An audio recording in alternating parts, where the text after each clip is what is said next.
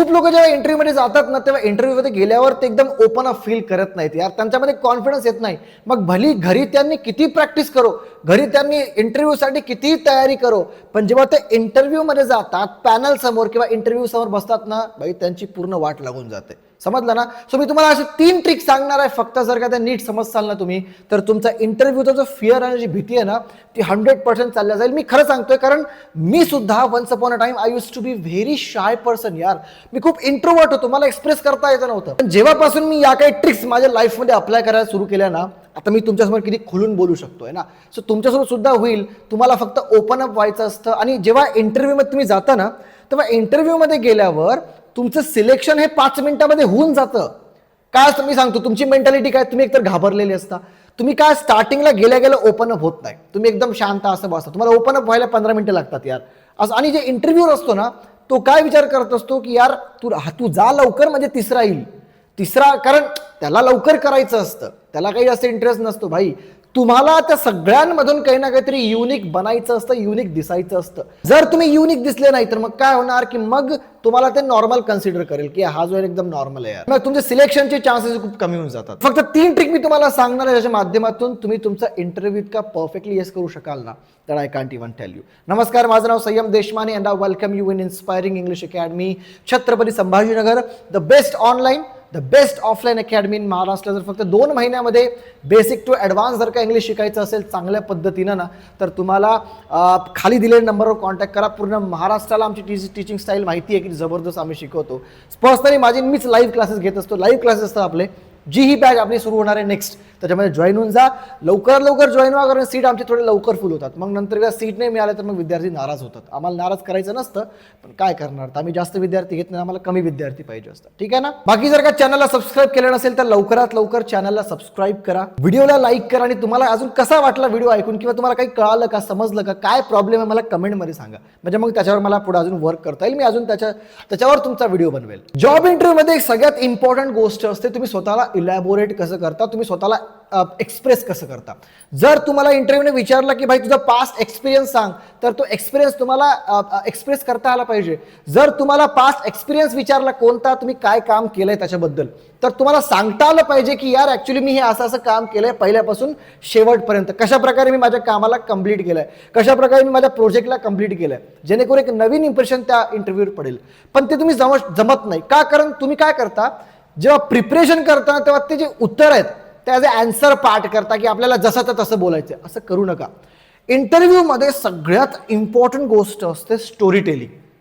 Story telling म्हणजे काय की तुम्ही एका स्टोरी सारखं सांगता, आन्सर एका स्टोरी सारखे द्या. तुम्हाला म्हणून सगळ्यात पहिला पॉईंट आहे की तुम्हाला स्टोरीज प्रिपेअर करायच्या आहेत, आन्सर प्रिपेअर करायचं नाहीये. भाई तुम्हाला विचारलं की तुमच्या पास्ट प्रोजेक्ट बद्दल सांगा मला, तर तुम्ही काय करता, मी असं केलं, मी हे केलं, मी ते केलं, पॉईंट टू पॉईंट सांगता. असं बिलकुल करायचं नाहीये.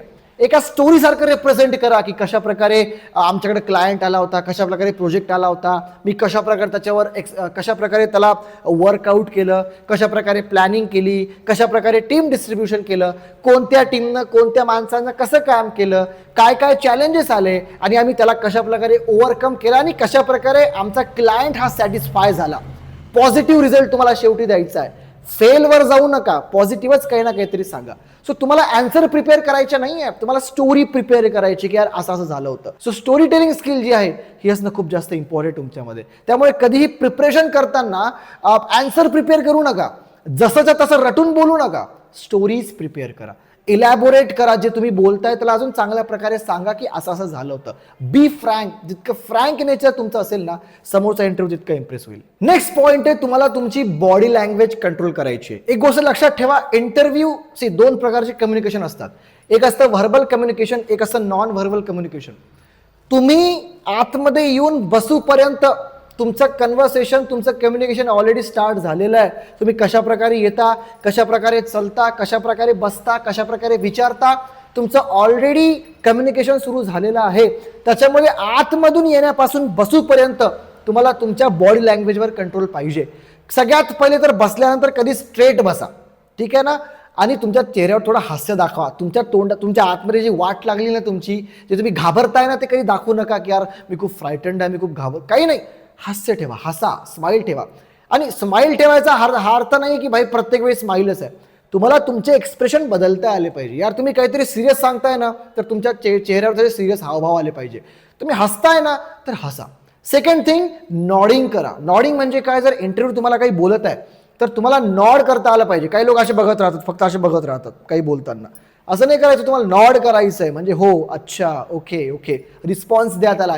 त्यांना काय वाटतं की तुमचं ऍक्टिव्ह पार्टिसिपेशन दिसतं यार, की हा जो बोलतोय ना, हा माझा काही ना काहीतरी ऐकतोय, याला समजतंय, याच्यामुळं तो तुमचा इंटरव्ह्यू कम्फर्टेबल राहतो तुमच्यासोबत ना. सो नॉडिंग करा. आणि तिसरी गोष्ट, आय कॉन्टॅक्ट मेंटेन करा. आय कॉन्टॅक्ट म्हणजे काय, बोलताना असं असं इकडे तिकडे बघून बोलायचं नाही. मुलींची सवय असते, त्या काय करतात, इकडं असं असं बोलतात, असं नाही. आय कॉन्टॅक्ट मेंटेन करा. आय म्हणजे घुरायचं नाहीये त्याला, फक्त एक आय कॉन्टॅक्ट मेंटेन करा, त्याच्याकडे बघा. तुमच्या एक्सप्रेशन जर चांगले असतील ना, तर ते आय कॉन्टॅक्ट जास्त कसे एकदम फ्रायटंड वाटणार नाही, चांगले वाटेल. सगळ्यात पहिले गेल्यावर शांत बसा, चांगल्या प्रकारे बसा त्या ठिकाणी, कम्फर्टेबल बसा. नंतर नॉड करा, रिस्पॉन्स द्या समोरचा जो इंटरव्ह्यू तुम्हाला बोलतोय, आणि त्यानंतर आय कॉन्टॅक्ट ठेवा. याच्यामुळे तुमचा अर्धा कॉन्फिडन्स त्या ठिकाणीच बिल्ड होऊन जाईल. आणि थर्ड आहे, तुमच्या आतमध्ये चेंज करा. यार काय माहिती का, तुम्ही का घाबरता माहिती का?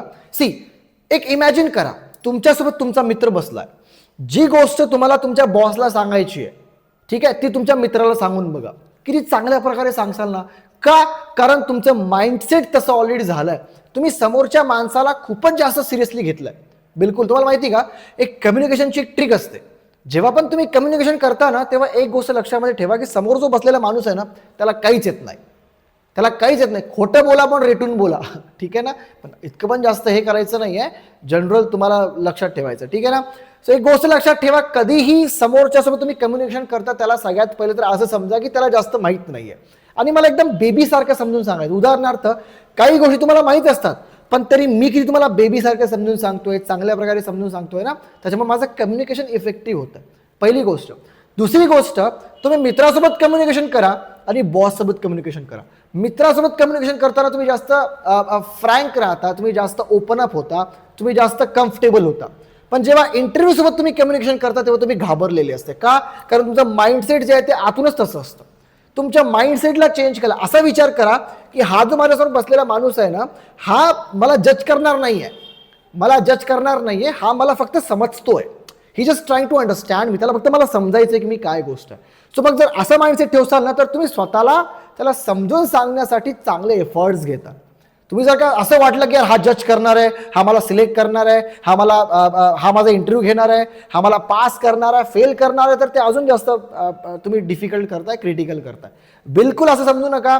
असं समजा की हा माणूस मला जज करणार नाही, हा माणूस मला समजतोय, ही वॉन्ट्स टू अंडरस्टँड मी. यार त्याला मला समजायचं आहे. मग तुम्ही स्वतःला त्याला समजून सांगण्यासाठी अजून चांगले एफर्ट्स घेतात. सो हे आतमधलं माइंडसेट चेंज करा. तुमचा कॉन्फिडन्स कसा बूस्ट होत नाही ना, हे मी तुम्हाला सांगतो. Thank you so much for watching this video. I hope तुम्हाला समजलं असेल. बाकी इंग्लिश कम्युनिकेशनमध्ये जर तुम्हाला चेंज करायचं असेल, पहिल्यापासून इंग्लिश शिकायचं असेल, आणि इंग्लिश लँग्वेजचं किती इम्पॉर्टंट आहे माहिती आहे तुम्हाला, तर तुम्ही खाली दिलेल्या नंबरवर आम्हाला कॉन्टॅक्ट करा. आम्ही लगेच तुम्हाला जे आहे आमचा डिटेल्स सगळ्या पाठवू ऑनलाईन कोर्सच्या, आणि तुम्ही जॉईन होऊन जा. कारण सीट्स आमचे लवकर फुल होतात, त्याच्यामुळे मग विद्यार्थ्यांना सीट्स लवकर मिळत नाही. ठीक आहे. Thank you so much for watching this video. चॅनलला सबस्क्राईब करा. कसा वाटला व्हिडिओ मला कॉमेंटमध्ये सांगा, आणि व्हिडिओ लाईक नक्की करा. Thank you so much.